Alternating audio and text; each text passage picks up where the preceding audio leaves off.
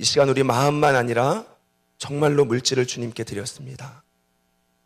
한 사람의 믿음을 보시는 주님, 그 예물 기뻐 받아주시며 오늘 이 저녁에 기도할 때 하나님의 한량없는 은혜로 되갚아 주옵소서. 예수님의 이름으로 기도드립니다. 아멘. 다시 하겠습니다. 조선의 칠삭둥이로 태어난 한명회는 수양대군의 책사로 일하게 됩니다. 1453년 10월 계유정난으로 말미암아 수양대군이 정권을 잡을 때 한명회는 정치 권력 중심에 서 있게 됩니다. 이로부터 약 14년이 지났을 때 이시의 난이 발생합니다. 한명회의 연류설이 제기됨으로 말미암아 한명회는 사직서를 제출합니다. 그럼에도 불구하고 자신의 딸을 예종과 성종에게 시집 보내므로 그는 조선 3대를 걸쳐 최고의 권력을 누렸습니다. 조선 왕조실록에 보면 한명회라는 이름이 약 2300번 이상 거론되었고 조선 정치 33년이라는 긴 정치 인생을 살았습니다. 오늘 본문의 주인공인 다니엘은 한명회를 넘어서 바벨론에서 메데바사로, 메데바사에서 바사나라로 나라가 2번 바뀌며 왕이 5번 바뀌었음에도 불구하고 그는 정치 요직에 있었으며 성경은 그를 향하여 형통하였더라 라고 말하였습니다. 여기서 성경이 형통하다는 것은 단순히 좋은 차를 타고 잘 나가고 대단해지는 외적인 형통만을 이야기하는 것이 아니라 아무리 어렵고 아무리 힘들지라도 내면 가운데 흔들리지 않고 평탄하게 살아가는 것을 성경은 또한 형통이다 라고 이야기합니다. 그래서 창세기에 보면 감옥에 갇힌 요셉, 보디발의 노예로 끌려간 요셉을 향하여 성경은 형통했다, 형통했다 라고 이야기하였습니다. 그러면 왜 다니엘은 한명회와 달리 정치적인 권모술수를 사용하지 않았음에도 불구하고 어떻게 그는 80이 넘는 나이까지 형통한 삶을 살 수 있었을까요? 오늘 이 저녁 하나님의 계획이란 의미를 가진 데스티니란 제목으로 그 비밀을 찾아보고 우리 삶이 형통해지길 예수님의 이름으로 축원합니다. 먼저 다니엘은 구약의 요한계시록이라고 불리우며 장르로 본다라고 하면 이야기와 묵시 문학으로 구성되어 있습니다. 제가 쉽게 이해하려고 프리젠테이션을 준비했습니다. 시간의 순서에 보면 1장부터 6장까지는 바벨론 왕 느부갓네살, 그리고 메대 왕 바벨론 왕 벨사살, 그리고 메대 왕 다리오가 등장합니다. 여기에 주제는 하나님이 온 열방의 주권자이다, 그런 사상을 가지고 말씀을 증거합니다. 그리고 7장부터 12장까지는 벨사살, 다리오, 고레스까지의 이야기로서 열방의 주권자이신 하나님이 어떻게 앞으로 하나님 나라를 이 땅에 세우시는지에 대한 묵시 문학으로 구성되어 있습니다.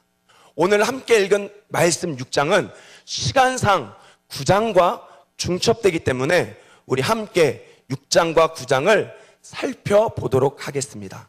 우리 오늘 본문 6장 1절 말씀을 우리 한 목소리로 같이 읽겠습니다. 시작.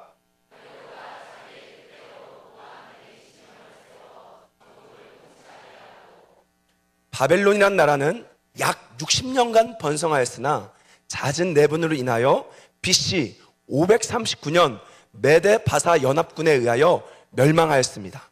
그래서 이제는 메대 왕 다리오가 다스리는 나라가 시작된 것입니다. 어떤 성경학자들은 역사 기록 가운데 다리오라는 인물이 등장하지 않기 때문에 역사적 인물이 아니다, 또는 그는 왕이 아니라 한 나라의 장군이다 라고 주장하는 분들이 있습니다. 그러나 우리는 쉽게 오늘 본문처럼 다리오는 메대 왕이다 라는 전제를 가지고 보도록 하겠습니다. 이 다리오 왕은 전국을 통치하기 위해 120명의 지방 장관을 두고 그 위에 총리 3명을 둬서 직무를 보고하게 하였습니다. 여기서 직무를 보고한다는 것은 단순히 나의 업무를 이야기하는 것이 아니라 계산해준다 라는 의미로서 세금을 걷어들인 것을 이야기합니다. 이 3명의 총리 중 다니엘은 아주 지혜롭게 나라를 다스리며 세금을 잘 걷어들였던 것 같습니다. 그래서 다리오는 다니엘을 가장 높은 자리로 세워줍니다. 이때 수많은 고관들과 총리들이 다니엘을 시기하여 어떻게 하면 그를 끌어내릴까 다양한 방법들을 찾기 시작합니다. 오늘 성경 6장 4절 말씀을 우리 같이 읽도록 하겠습니다. 6장 4절입니다. 시작.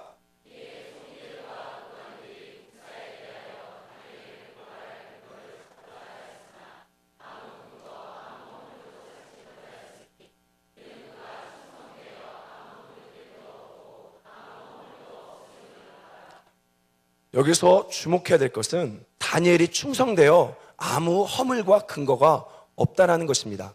여러분, 다니엘은 어느 나라 사람이죠? 어디 나라 사람입니까? 이스라엘 사람입니다. 그러면 자신의 나라를 다스리는 이 메대 나라에 여러분 충성해도 되는 것입니까? 자칫하면 외국노로 비춰질 수 있습니다. 그런데 왜 다니엘은 충성하였을까요? 다니엘은 단순히 메대 나라에 충성한 것이 아니라 메대 나라를 붙잡고 계신 하나님의 주권을 보고 충성한 것입니다. 이것을 네덜란드 수상가이며 신학자였던 아브라함 카이퍼는 따라합시다. 영역주권이라고 하였습니다. 쉽게 말하면 그리스도가 교회 안에서만 왕되는 것이 아니라 세상 모든 영역 가운데, 여러분의 학교, 직장, 모든 곳 가운데 그리스도의 주권이 회복돼야 된다는 것이죠. 예수가 왕이 돼야 된다는 것이죠. 바로 다니엘은 그 영역 주권을 가지고 그 메대 나라에 충성하였습니다. 여러분, 그때 어떤 일이 벌어집니까? 바로 이방 사람들이, 이방 왕들이 하나님을 찬양하는 일이 벌어지는 것입니다. 그래서 다니엘서 전반부에는요, 우리 가운데 두 가지를 이야기합니다. 바로 탁월함과 충성됨으로 이방의 하나님 나라를 보여주자. 아멘. 그래서 여러분, 원래 구약 성경은 히브리어로 기록되어 있습니다. 그런데 이방 왕들이 찬양하는 다니엘서 2장부터 7장까지는 히브리어가 아니라 아람어로 기록되어 있는 것이죠. 이것은 이스라엘 백성들에게 전하는 메시지가 아니라 이방을 향하여 봐, 하나님이 온 열방의 주권자야. 그 말 하기 위하여 아람어로 이 본문이 기록되어 있는 것입니다. 이처럼 다니엘이 아무 허물과 근거를 찾을 수 없게 되자 그때부터 수많은 사람들은 계략을 짜서 다니엘의 신앙을 통하여 그를 무너뜨리기로 결심합니다. 그것은 무엇입니까? 약 30일간 다리오 왕 이외 다른 신들에게 기도하면 그를 사자굴로 집어넣기로 결정합니다. 근데 저는요, 성경을 읽다 보면 이렇게 이야기합니다. 왕조차도 바꿀 수 없는 도장을 찍었다. 과거에 그게 이해가 안 됐습니다. 왜냐하면 자기가 말했는데 왜 그걸 왕이 못 바꾸지? 라고 생각했는데요, 당시 배경을 보면 잦은 정권 교체로 인해 정세가 불안했습니다. 그리고 나라가 넓었기 때문에 왕이 수시로 자기가 명령한 명령들을 번복하면요, 나라가 혼란스러워지며 자신의 자리가 위태해지는 것이죠. 그래서 왕도 바꿀 수 없는 이 법령 때문에 다니엘은 죽을 위기에 처하게 되었습니다. 우리 6장 10절 말씀, 우리 6장 10절 말씀 함께 읽겠습니다. 시작.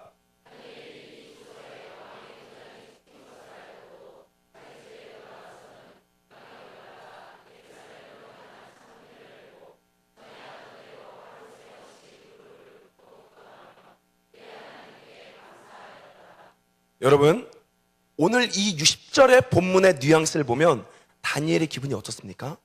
지금 다니엘은 죽을 위기에, 사자굴에 들어갈 위기에 처했는데 전혀 신경 쓰지 않고 있습니다.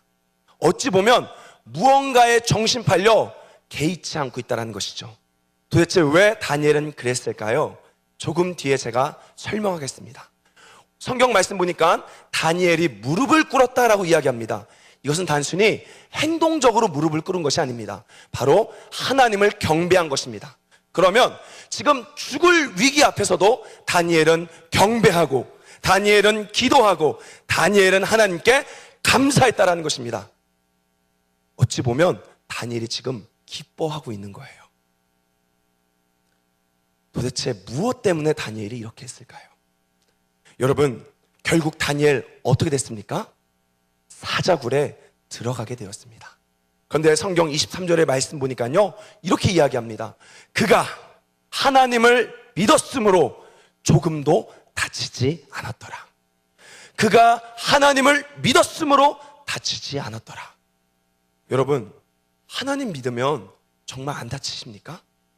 여러분의 삶을 적용해 보면, 우리의 삶을 적용해 보면, 하나님만 믿으면 인생에 아무런 걱정이 없어지고, 하나님만 믿으면 모든 일들이 다 사라져 버립니까?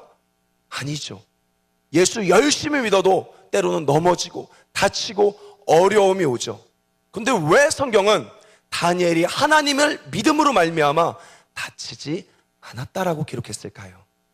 그것은 하나님이 자신의 생명을 지켜줘야 할 이유가 있었기 때문에 그렇습니다. 무슨 말 이해되십니까? 하나님이 다니엘을 살려야 할 이유가 있었기 때문에 그렇습니다. 우리가 6장만 보면 그 이유를 알 수 없지만 9장에 넘어가면 그 비밀을 찾아볼 수 있습니다. 우리 9장 2절 말씀, 오늘 본문 9장 2절 말씀 우리 같이 읽도록 하겠습니다. 시작.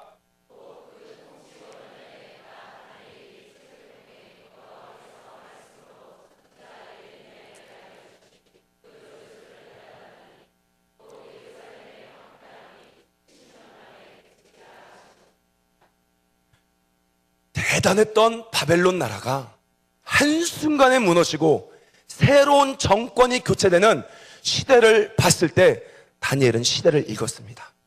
그리고 성경 예레미야 말씀을 통하여 지금 하나님의 일들이 이스라엘을 회복시키는 타임, 하나님의 카이로스가 왔구나.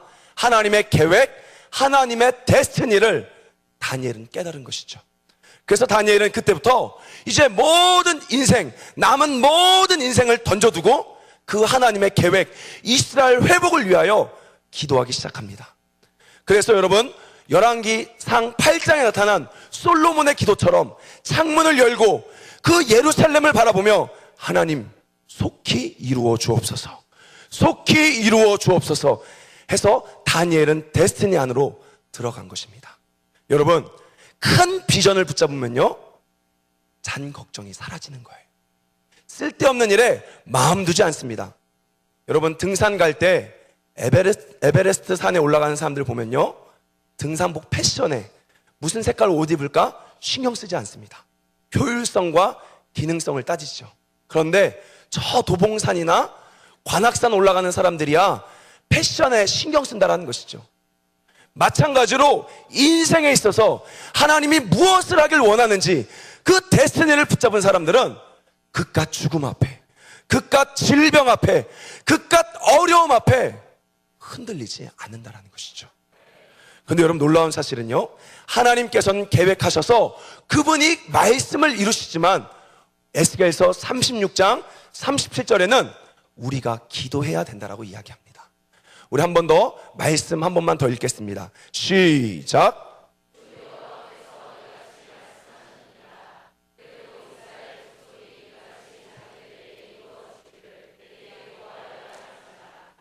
따라합시다. 그래도 구해야 한다.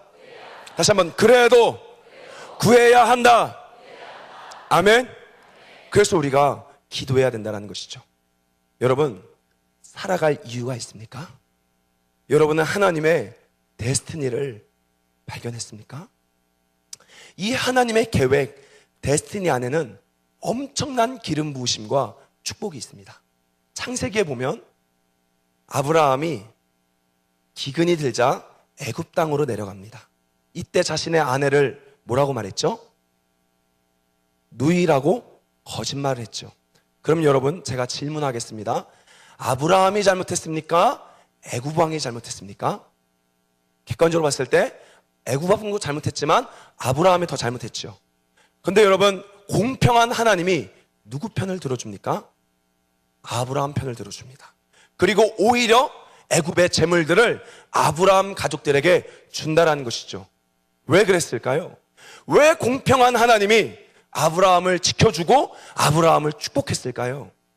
바로 아브라함이 하나님의 계획, 데스티니 안으로 들어가 있기 때문에 그렇습니다. 바로 하나님의 계획 안에 사는 사람들에게는 엄청난 보호하심과 축복이 있는 것입니다. 여러분, 강남에 가면요, 한 700명 정도 모이는 교회가 있어요. 하나님께서 그 교회를 향하여 너희가 24시간 찬양과 열방을 위해 기도하라는 계획, 데스티니를 주셨습니다. 그래서 이 목사님이 그 사명을 붙들고 그 일들을 실현하기 시작합니다. 여러분, 24시간 예배하려고 하면 적어도 찬양 사역자 몇 명 있어야 될까요? 계산해 보니까 전임 사역자만 60명이 있어야 돼요. 그럼 한 사람에 100만 원씩 유급을 준다라고 하면 한 달이면 얼마입니까? 얼마죠? 6천만 원. 1년이면 얼마죠? 7억 2천만 원. 700명 교회가 예배 사역자에게 7억 2천만 원을 쓰는 것은 엄청난 일입니다. 그런데요, 하나님께서 성도들의 마음을 여시는 거예요. 그래서 어떤 평범한 한 집사님에게, 주부 집사님에게 이런 마음을 주십니다. 너가 저들을 먹여라. 너가 예배 사역자들을 먹여라. 근데 이 집사님이 할 수 있는 게 뭐가 있겠어요? 자신이 생각해 보니까 가방 만드는 기술이 있대요. 그래서 가방을 어느 날 만들었습니다. 그리고 나서 마트를 가는데 여러분, 누구를 만나냐? 소녀시대 아세요? 가수 소녀시대 수영을 만나게 됩니다. 그래서 그 수영에게 가방을 전달했는데 그 수영이 그 가방을 받고 드라마에 출연합니다. 그래서 그 가방이 소위 말하는 대박이 난 거예요. 바로 그 가방이 무엇이냐? 헬라어로 기적이라는 의미를 가진 타마 가방입니다. 우리 한번, 타마 가방. 아마 우리 젊은 집사님들은 아실 거예요. 이거 비싼 가방이거든요. 근데 그 음성을 듣고 평범한 여자 집사님이 그 일에 헌신하자 엄청난 기름 부으심을 주셔서 그 여자 집사님의 11조로 수많은 예배팀을 먹인다라는 것이죠. 여러분, 하나님의 데스티니 안에는요, 이런 축복과 이런 은혜가 있는 것입니다. 그래서 다니엘이 하나님의 계획, 이스라엘을 회복시키길 원하는 그 계획을 알았기 때문에 그 계획에 자신의 인생을 내어던졌고, 성경 28절에는 바로 다리오 왕과 바사 왕 고레스 시대에, 따라합시다, 형통하였더라. 형통하였더라. 80이 넘는 나이까지 다니엘이 형통했다는 것이죠. 그것이 바로 오늘 말씀의 비밀입니다. 그럼 여러분, 이 시대 하나님의 계획이 무엇입니까? 하나님은 이 시대 가운데 무엇 하길 원하십니까? 수원 하나교회를 담임하는 고성준 목사님이 쓴 데스티니란 작년에 가피풀에서 베스트가 된 책입니다. 그 책에 있는 내용을 여러분들과 함께 나누고 기도하도록 하겠습니다. 하나님께서는 시대에 따라 자신이 하고자 하는 중점적인 사역, 메인스트림 사역이 있었습니다. 아브라함 시대에는 하나님이 어떤 사역을 하길 원하셨죠? 아브라함으로 말미암아 누굴 낳습니까? 이삭을 낳는 거예요. 그 당시 하나님께서 하갈도 먹여주시고 이스마엘도 도와주셨습니다. 그런데 하나님의 진짜 중요한 사역은 아브라함으로 말미암아 이삭을 낳는 거예요. 그럼 여러분, 출애굽기 모세 시대로 넘어가면 가장 중요한 메인스트림 사역이 무엇입니까?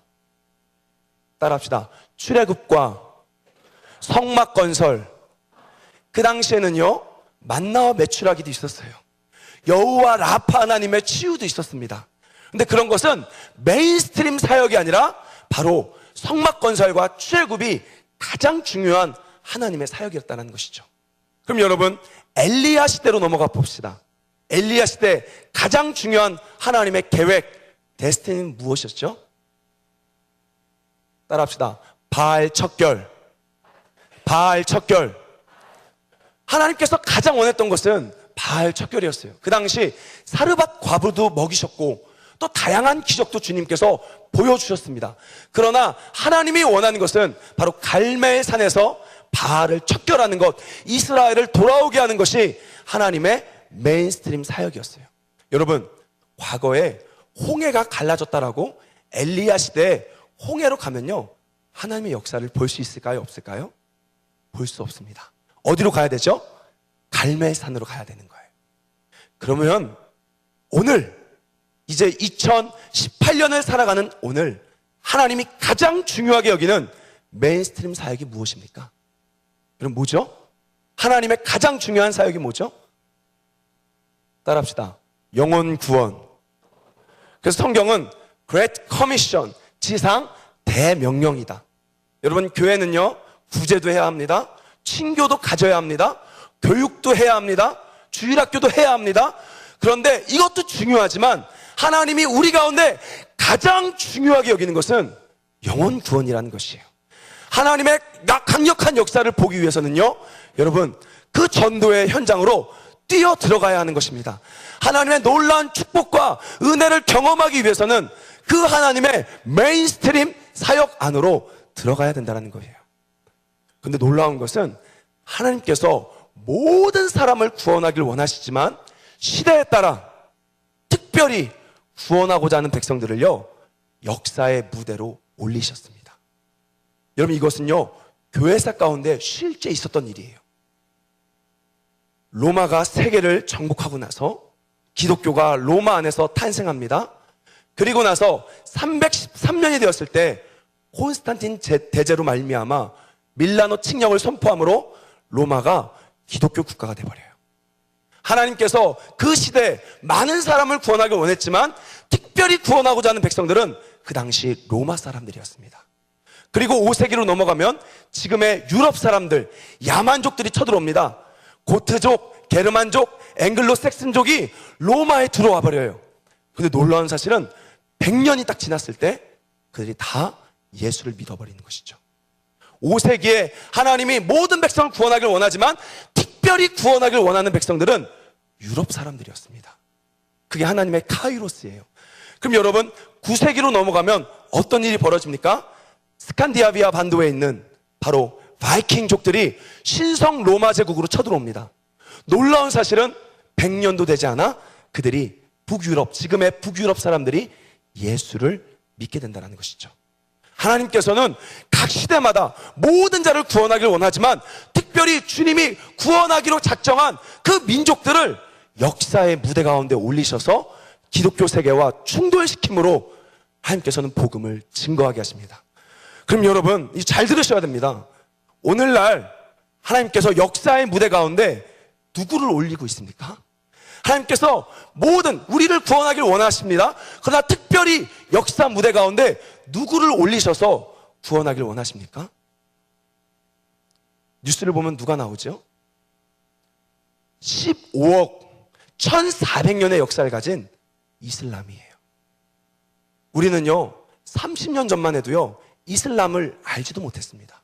그런데요, 그 역사가요, 1400년의 역사였고 기독교 다음으로 가장 인구가 많은 15억이라는 어마어마한 역사가 숨어 있다가 2001년 911 9.11 테러를 말미암아 그 이슬람들이 뻥 하고 역사의 무대에 올라왔죠. 그래서 잊을만 하면 오사마 빈 라덴, IS, 잊을만 하면 계속해서 이슬람을 하나님께서 역사의 무대로 끌어올리고 있는 것입니다. 지금 여러분, 복음 증거 가운데 온 열방의 복음을 증거할 때 가장 우리와 복음 증거하는 크리스찬과 부닥치는 나라가 어딥니까? 바로 이슬람, 무슬림, 죽게 돌아야 될 무슬림이라는 것이죠. 아멘. 지금 하나님께서 지금 모든 사람 구원하길 원하시지만 특별히 우리 시대 때에는 이슬람을 죽게로 돌아오게 하기는 하나님의 마음이 있다라는 것입니다. 우리가 한 가지 더 살펴봐야 될 것은요, 시리아 내전입니다. 여러분, 시리아 내전을 말미암아 지금 난민이 몇 명이죠? 최소 500만에서 1000만으로 보고 있습니다. 이 시리아 난민이요, 이 지도를 보면요, 바로 터키와 레바논과 요르단 각 지역에 다 흩어져 버렸습니다. 근데 놀라운 사실은 어떤 일이 벌어지고 있느냐? 이 시리아 난민 무슬림들이요, 예수를 믿고 돌아오기 시작합니다. 제가 아는 한 선교사님이요, 이렇게 이야기했어요. 자기가 20년간 열심히 사역했지만 한 명도 무슬림이 돌아온 걸 못 봤다라고. 최근 7년, 내전이 발생하고 나서 7년 사이에 자신의 사역입니다. 자신의 사역에 1000명 이상이 예수님을 믿고 돌아오고 있다라고 이야기합니다. 여러분, 이것은 뭐라고 말합니까? 부흥이라고 말하는 거예요. 우리는 지금 한국 안에만 갇혀 있으니까 부흥의 시대는 끝났어. 아닙니다. 지금 여러분, 이집트에는요 5년 새 300만의 무슬림이 죽게 돌아왔습니다. 그 이란에도요 10년 안에 300만의 무슬림이 지금 돌아왔어요. 역사 가운데 가장 말세에 부흥을 주는 타임이 지금이라는 거예요. 여러분, 우리 그걸 알고 계셔야 됩니다. 특별히 하나님께서요 이 시리아 난민들을 왜 구원하냐면요, 두 가지가 있습니다. 전쟁으로 말미암아 마음이 가난해졌어요. 여러분, 전쟁을 경험한 우리 어르신들 아시죠? 엄청 무서웠던 그 시절, 마음이 가난했기 때문에요 복음을 받아들일 준비가 됐습니다. 또 하나는요, 이슬람은요 공동체성을 가지고 있는데, 그래서 예수를 믿으면 주변에서 못 믿게 만들고 죽이는 거예요. 근데 난민 사태로 말미암아 지금 다 흩어져 버렸죠. 그래서 이슬람에 복음이 들어가고 있는 것입니다. 우리가 마지막으로 하나 더 살펴봐야 될 사람들이 있습니다. 바로 누구냐? 전쟁 가운데 발생한 고아들이. 여러분, 탈레반이란 얘기 들어봤습니까? 탈레반? 탈레반이 뭐죠? 탈레반은요 전쟁 고아들을 탈레반이라고 이야기합니다. 중동 내전 가운데 전쟁에 발생할 때 고아들이 발생해요. 그때 이 이슬람 단체들이 고아들을 업어 키웁니다. 그래서 그들을 업어 키우면 어떻게 됩니까? 그들이 10년, 20년이 지나고 나면요 또 다른 무장 단체가 되는 거예요. 과거 20년 전에요, 이 내전이 발생했을 때, 중동에 내전이 발생했을 때 10만 고아가 발생했대요. 이때 깨어있는 사람들이 이런 말을 했습니다. 저들을 먹이지 않으면, 우리가 돌보지 않으면 10년, 20년 뒤에 엄청난 테러리스트들이 일어날 것이라고. 지금 여러분 어때요? 엄청난 사람들이 일어나고 있죠. 근데 이 시리아 내전으로 말미암아 고아가 몇 명 됐습니까? 따라합시다. 100만. 정확히 몇 배예요? 10배. 하나님은 고아와 과부의 아버지예요. 우리가 만약에 그리스도인들이 그 고아를 기르고 먹이지 않는다라고 하면 무장단체 손에서 총을 배우고 마약을 배우고 살인을 배우며 그 아이들이 자라날 것입니다. 여러분, 하나님의 계획을 발견했습니까? 살아야 될 이유가 정말로 있습니까? 제가 익산에 사역할 때 뇌경색으로 3개월 시한부 인생받은 권사님과 폐암 말기로 몰핀 마약을 붙이면서 몇 개월 뒤면 죽을 두 권사님을 모이고 목장 모임을 했습니다. 하루는 집에 가니까요 이 권사님이 영정사진을 다 찍어놓고 이제 죽을 준비를 하고 있는 거예요. 그래서 제가 진짜 죽을 거예요? 물어보니까 솔직히 울면서 살려주세요. 목사님 살려주세요. 이렇게 말하는 겁니다. 그래서 제가 얘기했습니다. 권사님, 진짜 살아야 될 이유가 있습니까? 진짜 살아야 될 이유가 있습니까? 살고 싶으시면 우리 하나님의 계획 안으로 들어갑시다. 그래서 그때부터요 시리아 난민을 위해 기도하기 시작하고 한 달에 2만 원씩 난민의 고아들을 먹이기로 결정해요. 그래서 폐암 말기인 권사님은요 정확히 1년 6개월 더 사시고 하나님 품으로 가셨고요, 뇌경색인 권사님은 지금도 살아계셔서 시리아를 위해, 무슬림을 위해 기도하고 있습니다. 여러분, 저는 오늘 이 저녁에 열방을 향한 하나님의 데스티니를 나눴습니다. 하나님께서는 우리 담임 목사님을 통하여 열방교회를 향한 데스티니를 부어주십니다. 오늘 우리는 하나님 저에게 비전을 주세요, 하나님 저에게 살아갈 이유를 알게 해주세요, 이렇게 기도하는 것이 아니라 하나님께서 주시는 열방의 데스티니와 교회의 데스티니 안으로 여러분이 들어갈 때 그것에 맞는 옷들을 주님께서 입혀주시는 거예요. 그것이 바로 하나님의 비전인 줄 믿습니다. 여러분, 이 시간 깨어서 하나님 당신의 마음이 어디 있습니까? 우리가 그곳에 동참하길 원합니다. 라고 기도할 수 있는 저와 여러분 되시길 예수님의 이름으로 축원합니다. 기도하겠습니다. 사랑의 하나님 아버지, 다니엘이 남은 인생 하나님의 계획 안으로 들어감으로 형통한 삶을 사는 것처럼 고달픈 우리 인생, 초계와 같이 없어지는 우리 인생, 하나님 남은 여생을 주님의 데스티니 안으로 우리 성도들이 들어가게 하여 주옵소서. 하나님의 놀라운 축복과 기름 부으심을 경험하는 시간 되게 하여 주옵소서. 예수님의 이름으로 기도드립니다. 아멘. 우리 다 같이 주기도 하겠습니다. 하늘에 계신 우리 아버지요, 이름이 거룩히 여김을 받으시오. 나라의 임하옵시고 뜻이 하늘에서 이루어진 것 같이 땅에서도 이루어지이다. 올라우리에게 일용할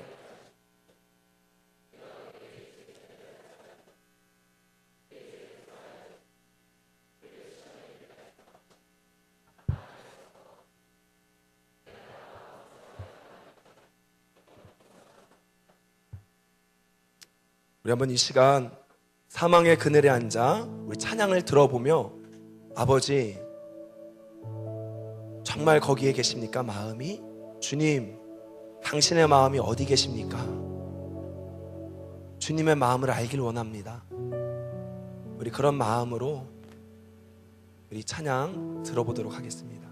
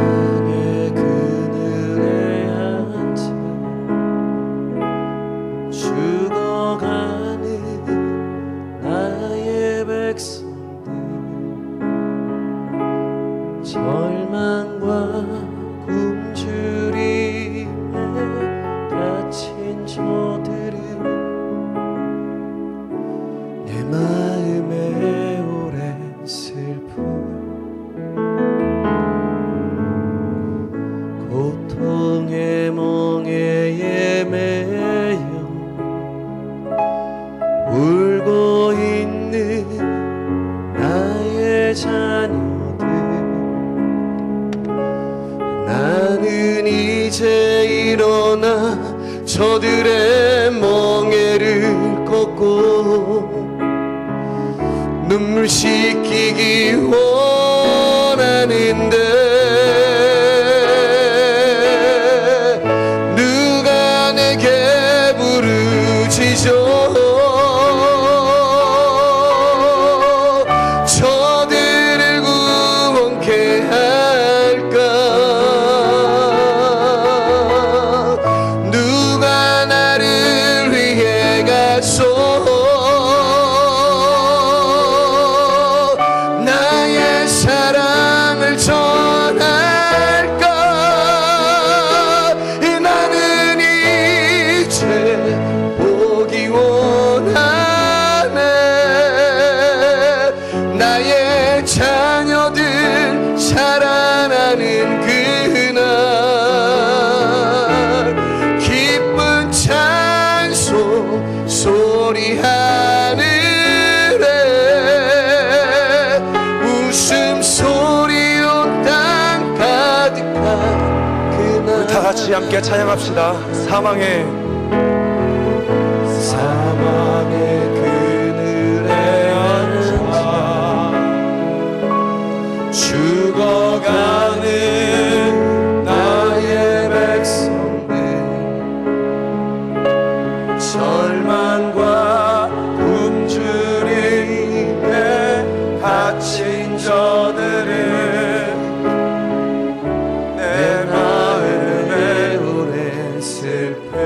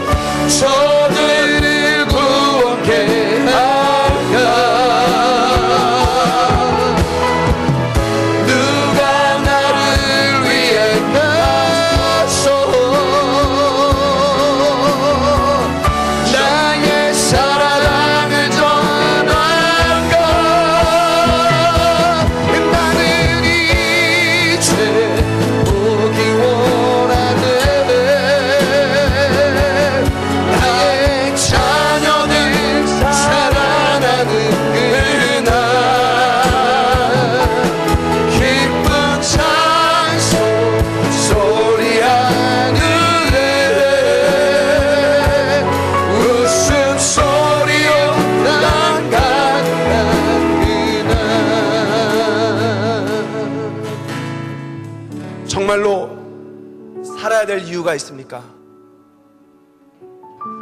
짧은 인생을 살았지만 신방 다니면서 한 가지 깨달았습니다. 우리 인생 소꿉장난이구나. 놀다가 땅 따먹게 하다가 엄마가 얘 밥 먹으러 와 하면 다 버리고 가야 되는 거예요. 아둥바둥 살고 악착같이 모으고 살다가 주님이 와라 하면 다 버리고 가는 것이 우리 인생이더라고요. 주님께서 이렇게 이야기합니다. 온 땅에 복음이 전파되면 그제야 끝이 오리라. 그제야 내가 오리라. 저는요, 개인적으로 믿기로는요, 우리는 정말 주님의 재림을 볼 시대에 살고 있다고 봅니다. 역사 가운데 이렇게 마지막 때 대부흥을 주는 시절이 없었습니다. 여러분, 분별할 수 있어야 돼요. 그날과 때는 알지 못하지만 시즌, 계절은 분별할 수 있는 거예요.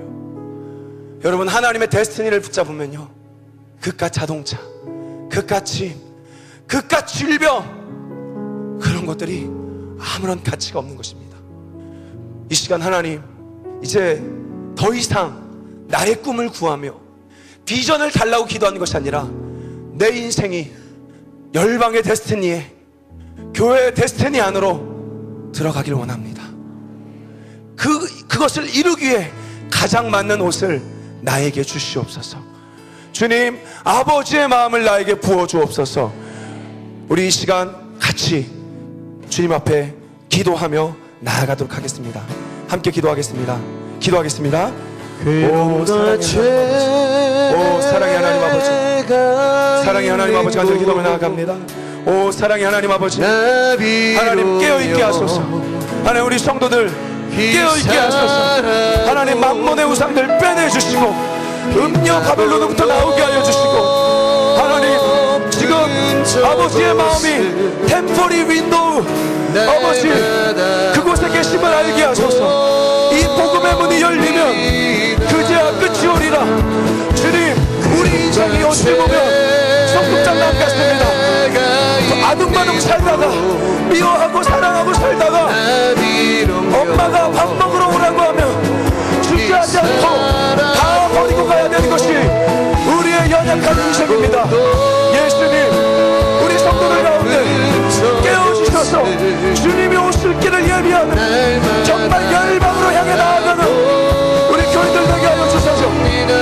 주님 오실 길을 준비하는 자들 되게 하여 주옵소서.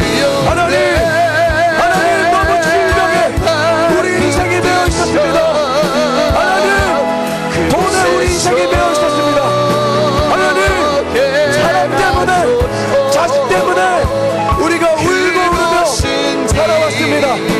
다니엘이 죽음 앞에서 전혀 개의치 않고 하나님의 데스티니, 하나님의 계획을 알고 인생을 마지막 때 이스라엘 회복을 위해 기도한 것처럼, 예, 우리 성도들 열방을 위해 기도하며 열방을 위해 나아가는 데스티니 붙잡게 하여 주세요.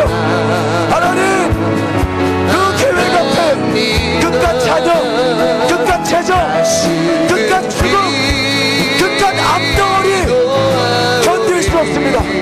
있을 수 없습니다. 주여, 성령을 부으소서. 주여, 성령을 부으소서. 아버지 마음 부으세요. 아버지 마음 부으세요. 아버지 마음 부으세요. 아버지 마음 부으세요. 아버지 마음 부으세요. 주님 마음 부으소서.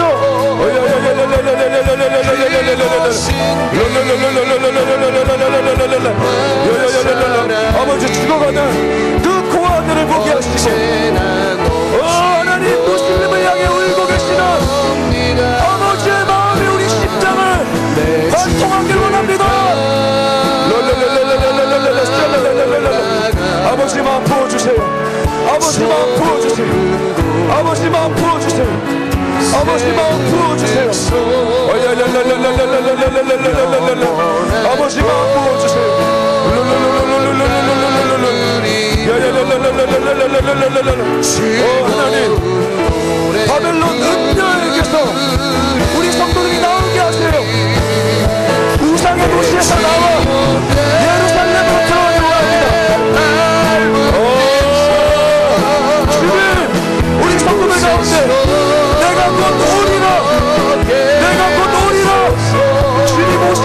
예비하는 그곳은 계시하여 주옵소서.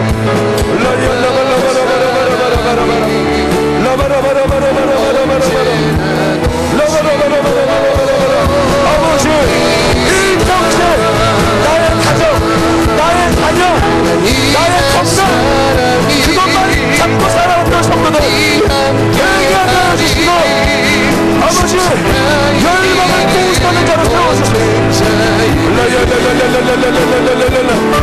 주님 다시 오신기를 준비하는 자가 되게 하소서.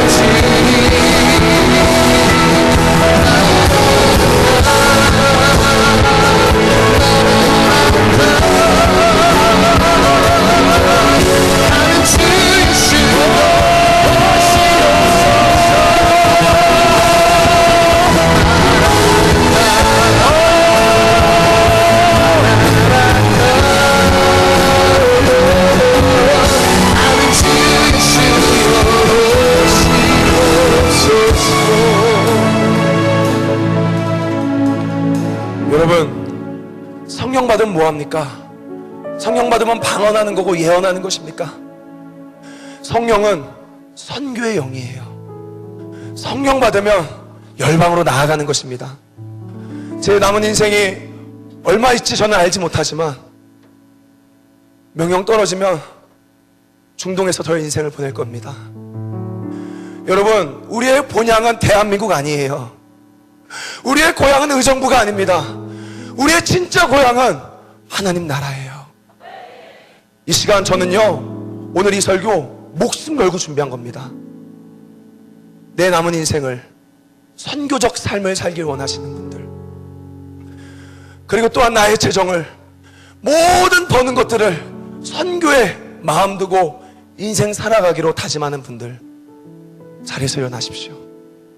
그리고 특별히 풀타임으로 선교 나가길 원하는 분들은 앞으로 나오십시오. 그래서 우리 이제 왕이 오실 날이 정말 얼마 남지 않았는데, 소꿉 장난과 같은 인생 우리 버립시다. 내어 던지고 우리 최선을 다해 선교적 마인드를 가지고 살아갔으면 좋겠습니다. 우리 정말 그렇게 살길 원하시는 분들 자리에서 일어나십시오. 그리고 정말 나의 인생을 열방에서 땅끝에서 주님 맞이하며 보내길 원하시는 분들은 앞으로 나와서 기도하십시오. 여러분, 분위기가 중요한 게 아닙니다. 하나님은 여러분의 태도를 보고 계세요.